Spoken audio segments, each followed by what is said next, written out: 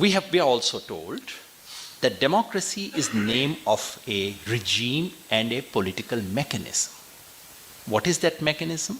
All of us have universally started believing that the mechanism of representative government through periodic elections that are decided by some form of majority rule. We are told this is democracy. So democracy is an ideal. Democracy is also the name for a mechanism. The moral charm is exercised by the ideal. And the entire moral charm and authority of that ideal is then transferred onto this mechanism, which is a very contingent mechanism. There's nothing very sacrosanct about this mechanism. There is something seemingly okay with it, but if you see its practice in reality, this is a very fragile mechanism, open to all forms of abuse, which are written into this mechanism. I'll just come to that. And the trouble is that we begin to then worship the mechanism, and because we worship the mechanism, we have to worship the outcome of the mechanism as well. Trump, Modi, Orban, everyone, because they are legitimate products of that mechanism.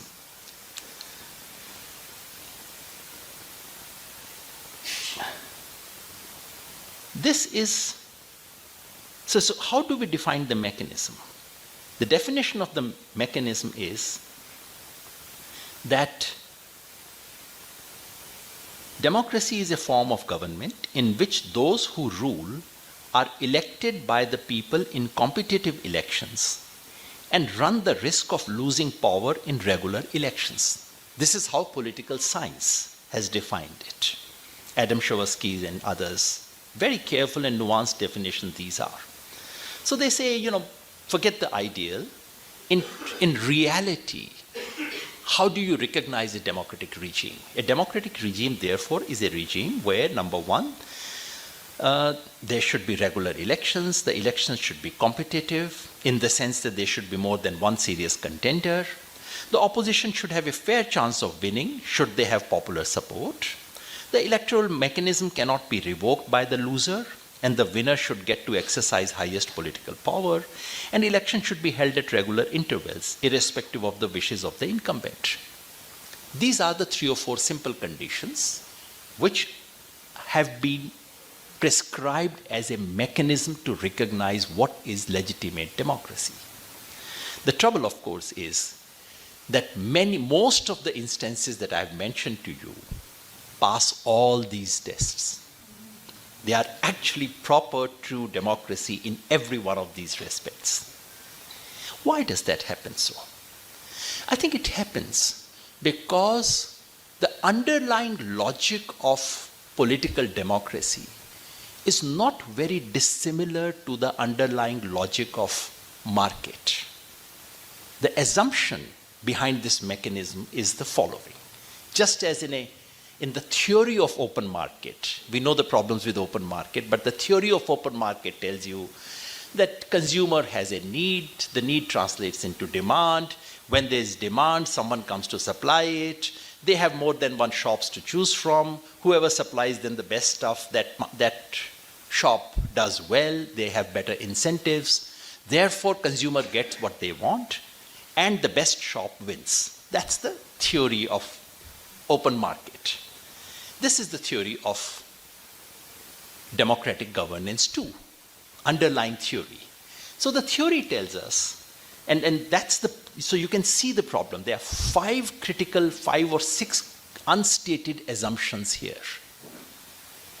The first is that if people have a need, that need will be translated into demand. That people have beliefs and attitude and values of a certain kind, that if there is a problem, I know that there is a problem and I would articulate it. Now just think of Delhi. In that city where I live, everyone is losing a few years of their life because of air pollution. Travel in Delhi city and ask ordinary people, do they think it's a problem? I bet 80% will not say it's a problem. So there goes your first assumption. The idea that need is perceived to be a need and is articulated as demand. Unless you demand something, democracy would never give it to you. Please also think about those who cannot articulate their demands, their needs. Non-human beings obviously cannot. If you're not an adult, you obviously cannot. Future generations not born right now, no say. Not to talk of animals and nature and other things. So that's the first assumption, that every need will be articulated as demand. It's not. It depends on a certain political culture.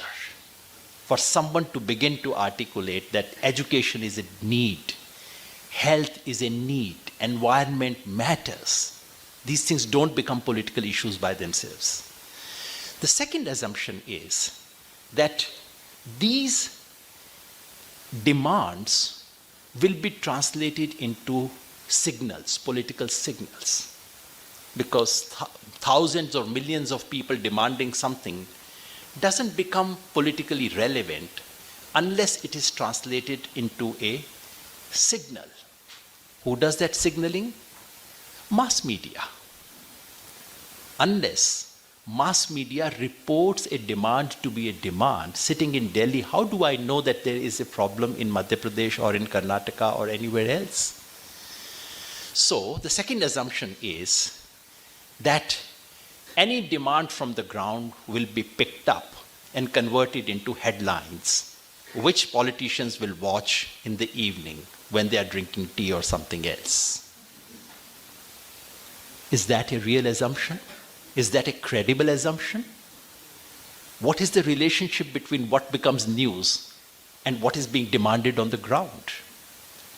Indian media, it's only fair to say, is of the middle classes, for the middle classes, and by the middle classes. And incidentally, this entity called middle class is in the middle of nowhere. It is a euphemism for Indian ruling class. Ruling classes all over the world like to call themselves by other words. No ruling class ever says, we are the ruling class. They say, we are Bhadralok. We are the civilized ones. In India, they say, we are the middle class. So that's what Indian media reflects. That's what media, in fact, all over the world does. That's the second assumption. Third assumption is that once these signals arrive, and I'm not saying no signal arrives, some signals do arrive. Farmers' MSP is being signaled because someone is sitting on a fast, it's more than 35 days, it has made it somehow to the headlines. So the third assumption is, once these signals arrive, then there would be more than one political contenders who would receive it and would compete with each other to provide an alternative, just as shops do, just as rediwalas do in the market. You know, you want to take bananas from me, not from that person. My banana is better, you know. The trouble is that creating political party of any kind, and ask me, I have some experience in this business. Creating political parties for the most legitimate reason, with the most dedicated and honest people, is an impossible task. Because the minimum entry barriers, the entry gate to the world of competitive politics is so high that unless you have a few 100 crore rupees that you can access, or you have the privilege of just riding on some movement or some major political development. Otherwise, you can stand outside the gate and keep staring it for as long as you wish to.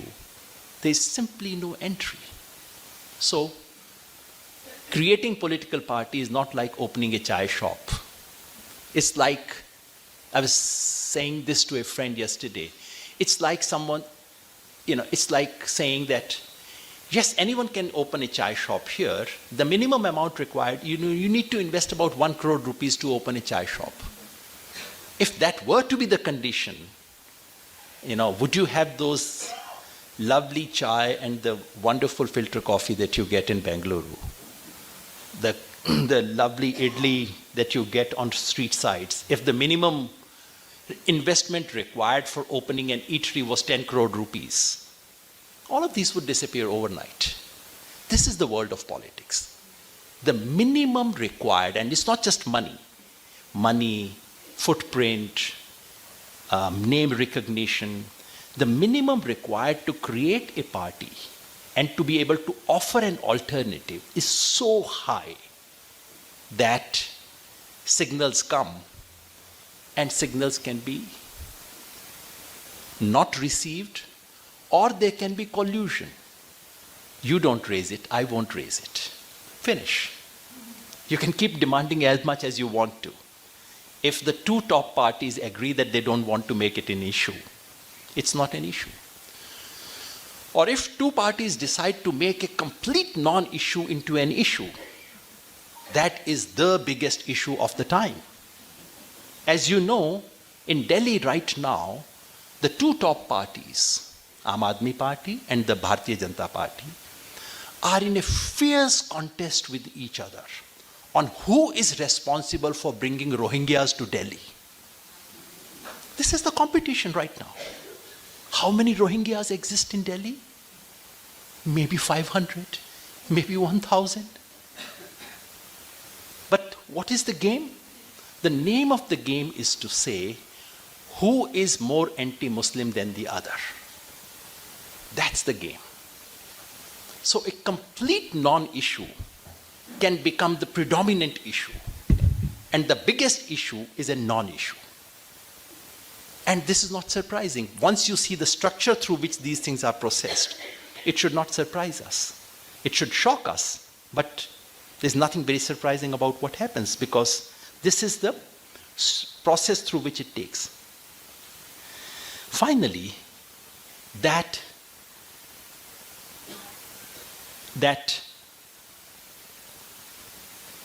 once, suppose someone has managed to cross all these three stages. Suppose an issue is recognized, let us say something like an MSP for the farmer, does figure on political agenda. Suppose political parties do take it up, they do compete, and they do. I'm not saying that real issues never come up to the top. Occasionally, one or two real issues do come up to the top. They do become an issue, but occasionally, once in a while. Because the filtration process is such that it's bound to throw out most of the legitimate issues. When they come up, then the fourth issue, which is related to governance, which is, okay, so someone should promise that I will do this. Here is a demand which has been signaled, which has been aggregated. I will do it, unlike this other fellow. All right, I get voted. What is the assumption here? The assumption is there is free and fair election. Not just, these days we have reduced the question of free and fair election to free and fair voting. That's not free and fair election. The minimum required in a free and fair election would be level playing ground. Do we have anything remotely resembling level playing ground? Probably in the US, level because both of them were indulging in enormous money. Both of them had so much money to spend that at least you cannot say Mr. Trump won because of money. On the face of it, Democratic Party actually spent more money than Mr. Trump did. So you can't. But by and large, if you look at 2024 election in India, the very talk of level playing ground would be a joke.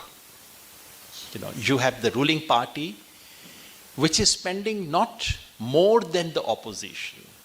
It is probably spending 50 times more than the opposition, probably 100 times more than the opposition. In one single parliamentary constituency, I know it, and I know it from sources who should know, So BJP was spending more than 100 crores in one parliamentary constituency. You know, where is level playing ground? So the assumption is that you are competing, both of you are able to call out the customer is able to see both of you, and then can decide which one is offering me better product. But that competition never happens. And the final step of that is that, okay, you somehow have been able to pick up the right need, call, you picked the right issue, you picked the party, you voted, the party won. Does the party actually do what it said it will do? Or does it simply say, हाँ जुमले थे, बोले थे, it's all right. जुमला तो बोलना ही पड़ता है election में. The mechanism of democracy functions on the assumption that the voters will be able to punish those who do not perform. If someone lies to me, I can punish that person. If you can't, then where is the question of that mechanism working? So all I'm trying to say is the problem with democracy is this, that there is this lovely ideal, very powerful ideal, an ideal that we must not give up, which is translated into a mechanism and a relationship of equivalence is established. If you love democracy, you must love this mechanism called democracy, and you must accept every outcome of this mechanism because you love democracy. This is what is leading, and because this mechanism, in the best of time, has all these assumptions, unstated assumptions. Yes, democracy works provided there is a political culture in which people can translate their needs into demands. If there is a media which would convert these demands into powerful signals, if there is possibility of people being able to create political parties which would respond to these signals in case someone else is not responding, and there is level playing ground so that different competitors can actually sell their promises in a fair way. And finally, there is a punishment mechanism for non-performers. If all this exists, then this mechanism probably leads you towards the ideal that you were worshipping. If these things do not exist, this mechanism can produce exactly the opposite of what you were worshipping. This is our problem with democracy. Stay ahead with our cutting-edge news app. Instantly access the latest shorts in just 1 minute and breaking news in just 50 words. Download now for a smarter, faster news experience.